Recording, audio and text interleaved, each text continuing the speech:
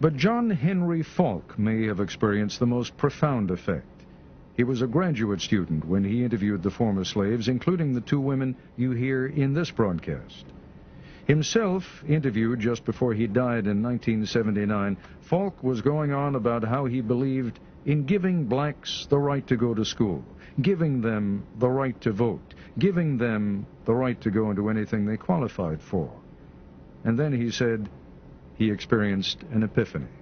I was sitting out on a wagon tongue with this old black man, and was telling him what a different kind of white man I was. I remember him looking at me very sadly and kind of sweetly and condescending and said, "You know, you still got the disease, honey.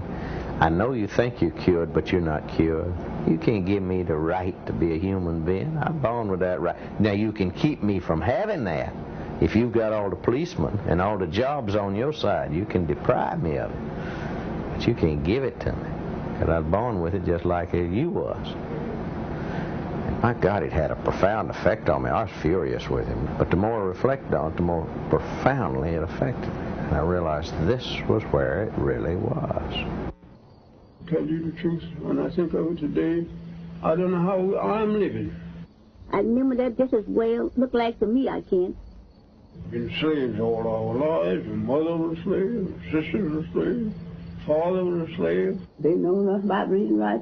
All that I know, they teach you to mind your master and your missus. Mom and them didn't know where to go. You see, after she would go, just like he turned something out, you know. Didn't know where to go.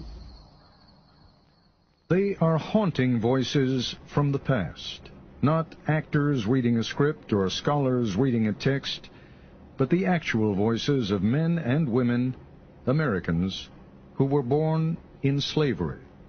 My name is Fountain Hughes. I was born in Charlottesville, Virginia. My grandfather belonged to Thomas Jefferson. My grandfather was 115 years old when he died.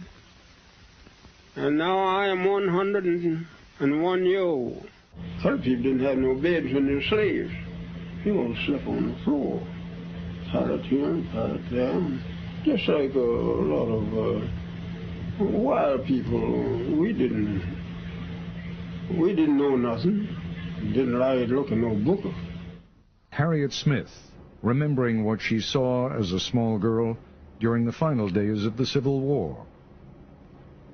We stood on that picket fence all day long, seeing them soldiers going back to San Antonio and different places. Colored soldiers in droves. That's right along by our house. Our home is a two-story house.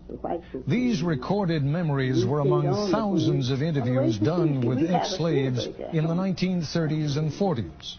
Can you remember slavery days very well? Of course, I remember all our white folks. And all the names of them, all the children. Call every one of the children's names. Who did you belong to? Jim Bunton, the baby boy. The results of these digitally enhanced recordings are arresting, almost unbelievable. The idea of hearing the voices of actual slaves from the plantations of the Old South is as powerful, as startling really, as if you could hear Abraham Lincoln or Robert E. Lee speak. Listen again to Fountain Hughes, who was born in 1848. We were slaves. We belonged to people. They sell us like they sell horses and cows and hogs and all like that. Have an auction bench, and they put you up on the bench and bid on you, the same as you're bidding on cattle, you know. Much of what these three former slaves say may at first seem unremarkable. Much of what they say may surprise and upset, and their calm demeanor is at odds with the evil and violence we associate with slavery.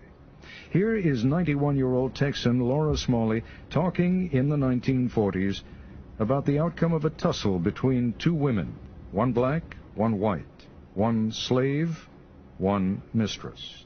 The mistress tried to slap the slave, but the black woman pushed her into a chair. Laura Smalley was a girl at the time, but she remembers vividly what happened to the black woman when the master came home. Well, they taken that poor old woman, cat in the peach orchard and whipped her. and, just tied a hand this way, around the peach orchard tree. I remember that just as well, looked like to me, I can, and round the tree, and whipped her. And well, she couldn't do nothing but just kick her feet, just kick her feet. But it just had her clothes off down to her waist, Just didn't have her plumb naked, but they had her clothes down to her waist. And every now and then they'd whip her, and then snuff the pipe out on her, snuff the pipe out on her. The embers in the pipe. I don't know where you ever see the pipe smoking. Blow them out on her? Mm-hmm. Good Lord. Mm-hmm. The plantation on which Smalley was a slave sounds brutal. She recalls scrambling with other children for food from a huge wooden tray, like a hog trough. All of them, would get around that tray with spoons and eat, such like mush or soup or something like that. And all them children get around there and just eat. Fountain Hughes tells his interviewer about the relentless round of work for him on a Virginia plantation. Night never comes out. You have nothing to do. Time to cut tobacco. If they want you to cut all night long out in the field, you cut. And if they want you to hang all night long, you hang tobacco. It didn't matter about your tired, being tired, you're afraid to say you're tired. It was cotton, not tobacco, that solidified slavery, though. The invention of the cotton gin at the end of the 18th century made its processing easy, but the crop still needed enormous amounts of unskilled labor. Control of the slave and his labor through laws and regulations became paramount. Fountain Hughes talks about one of those controls, the pass system.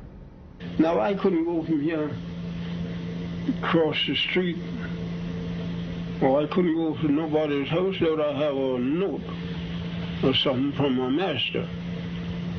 And if I had that pass, that was what we call a pass. If I had that pass, I could go wherever he sent me, and I'd have to be back. Whoever he sent me to, they'd give me another pass, and I'd bring that back, so it's to show how long. Even emancipation didn't truly free the slaves. Freedom freed slaves for more travail. The end of the Civil War found many cast adrift without skills and no place to go. And the Yankees who freed them weren't always seen as benevolent liberators. I remember when the Yankees come along and took all the good horses and took sold all the meat and flour and sugar and stuff out in the river and let it go down the river. And they know the people wouldn't have nothing to live on, but they done that. The ex-slaves left one hell for another, perhaps an even more dangerous one. No longer property, they didn't have the protections afforded property. When we were slaves, we couldn't do that, see? And if we got free, we didn't know nothing to do. And my mother, she hunted places and bound us out for $1 a month. But we didn't have no property, we didn't have no home. We had nowhere, nothing. We didn't have nothing on it, just like the cattle, we just turned out and get along the best you could.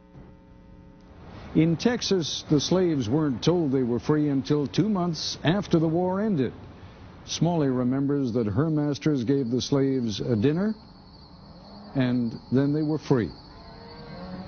I don't know how the other side of the folks know freedom. We didn't know.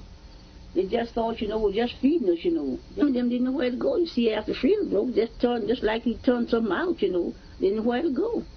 That's just where they stayed. Didn't know where to go. Turn us out just like, you turn out cattle. In the narratives, the slaves used an interesting phrase for the end of slavery. They say, when the break came. Good times, easy times were not at hand. The trials for millions of black Americans didn't end in 1865.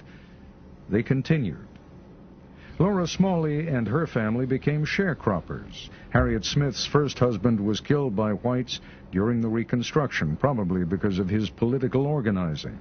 Fountain Hughes went north to Baltimore and worked at numerous jobs, including hauling manure. Not an enviable job, but it was the job of a free man.